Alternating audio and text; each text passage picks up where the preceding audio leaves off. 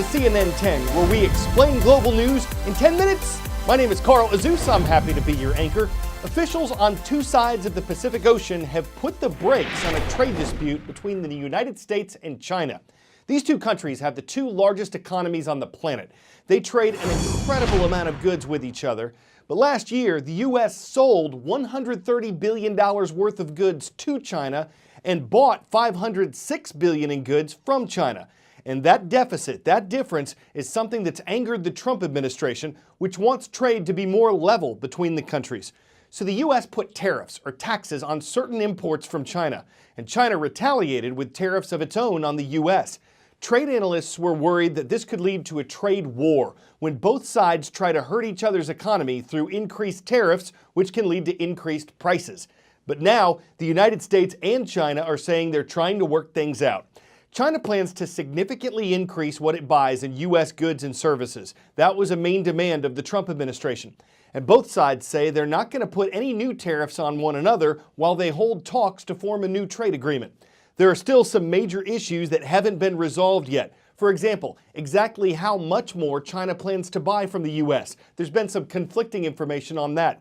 And critics say their promise to work together more closely isn't specific enough to guarantee things will get better. But at least tensions have eased while the talks are going on. 10-second trivia. What country has more historically active volcanoes than any other? United States, Indonesia, Japan, or Philippines? According to the U.S. Geological Survey, there are more written accounts for eruptions in Indonesia than any other country. But a lot of international attention right now is centered on the Kilauea volcano, located on Hawaii's Big Island. It's been erupting since May 3rd, and residents for miles around the mountain are facing several threats from it. One, new fissures keep opening up in the ground. There are almost 24 cracks in the earth at this point, spewing sulfur dioxide and lava. One lava bomb, a fragment of molten rock shot from a fissure, hit a man in the leg while he was sitting on his porch. That caused the first serious injury in this eruption. 2, ash continues to spew from Kilauea's summit. One cloud boiled as high as 10,000 feet. Hawaii's Volcano Observatory says more explosions are possible at any time. 3, lava is now flowing into the Pacific Ocean. That might not sound like a bad thing as long as no boats are nearby, but when the molten rock hits the cold seawater, it's producing another hazard, something called laze. Seeing something like this is undoubtedly a once-in-a-lifetime experience for most people, but for people who live here on the Big Island of Hawaii, they are happy that it's only once in a lifetime because this is a never-ending nightmare. Let me show you what we're seeing from our vantage point. This is where all of the lava is coming from. This is actually 5 fissures combined, but it doesn't look like cracks in the earth. It looks more like 5 out-of-control fire hydrants. Of course, that lava has to go somewhere, and so it is cascading down these fast-moving lava flows, and eventually it is reaching the ocean. And you can actually see it from our vantage point there, that red steam over there in 2 different places. Now, from new pictures that we're seeing, that those clouds, it may look like simple steam, but it is much more nefarious than that. It is something called lava haze or laze, and it is a mixture of sulfuric acid and tiny particles of glass. It can be quite dangerous at worst, perhaps even deadly. I want to show you one other thing right over there. This is a fissure that we've been watching now for the past 8 nights in a row, and it may look relatively benign, at least from this standpoint, but I can tell you it is not. We were at a woman's house maybe a quarter mile, maybe a half a mile away from there, and the sheer force of that fissure, because there's the odd explosion that happens maybe once or every minute or two, it actually blew out 2 of her windows. So this is really, nothing to think lightly of. It can potentially be quite hazardous.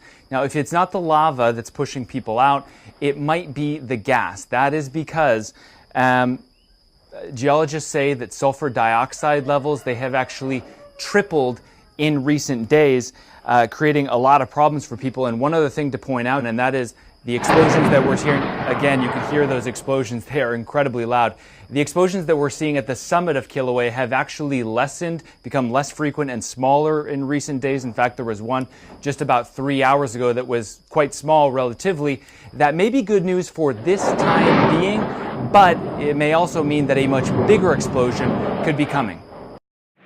JCPenney is in serious trouble. The company was once one of America's leading retail chains. Who hasn't gotten one of their iconic Christmas catalogs in the mail? But JCPenney, like struggling rival Sears, failed to adapt to consumers' changing tastes. JCPenney is being hurt by the slow demise of many American malls. Consumers are increasingly shopping on their phones. And while some retailers, Walmart, Best Buy, and Macy's come to mind, have embraced digital commerce, JCPenney has been a laggard online.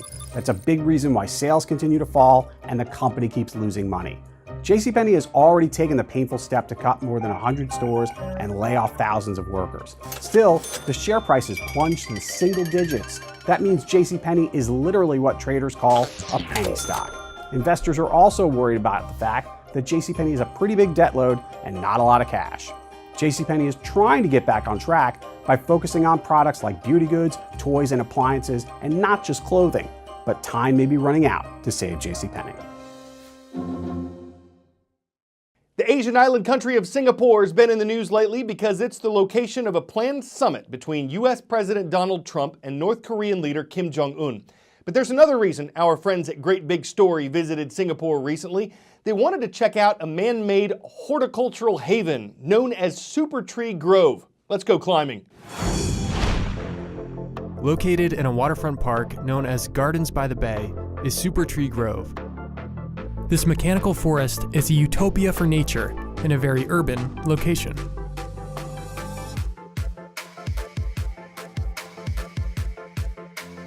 Super Tree Grove was commissioned by the Singapore government with the intention of raising the quality of life for its residents by enhancing greenery and flora in the city. This man-made mechanical forest consists of 18 super trees. The trees range between 80 to 160 feet high and are connected by a walkway which allows visitors to cross between them and view the city from the treetops. With their thick trunks and network of thin, neuron-like branches, each tree acts as a vertical garden. Over 160,000 varieties of orchids, ferns, and other climbing plants have been planted in the trees. The trees also generate solar power. 11 of the trees are fitted with solar photovoltaic systems that convert sunlight into energy. This provides lighting that allows the trees to come alive at night, making this an all-day, all-season horticultural heaven.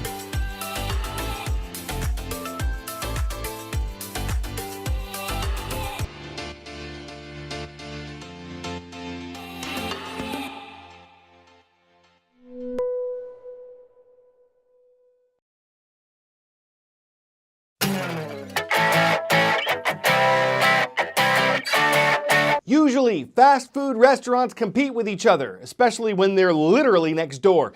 But a Burger King in Massachusetts recently asked out the grill next door. The restaurant posted the word prom on its sign, and Wendy's over social media said that'd be okay as long as they were home by 10. Because the promposal was so public, Burger King went public with the result too, posting the words, "She said yes." But where are they gonna eat? Offering to share a Whopper could get a frosty reception. So could Dairy Queen, though we hear she's pretty sweet. Five Guys could be 4 too many. McDonald's is their arch's enemy. No one wants Papa John as a chaperone, so that's Hardee's a good idea. Maybe they'll just take the subway. I'm Carl's Jr. Jesus for CNN 10.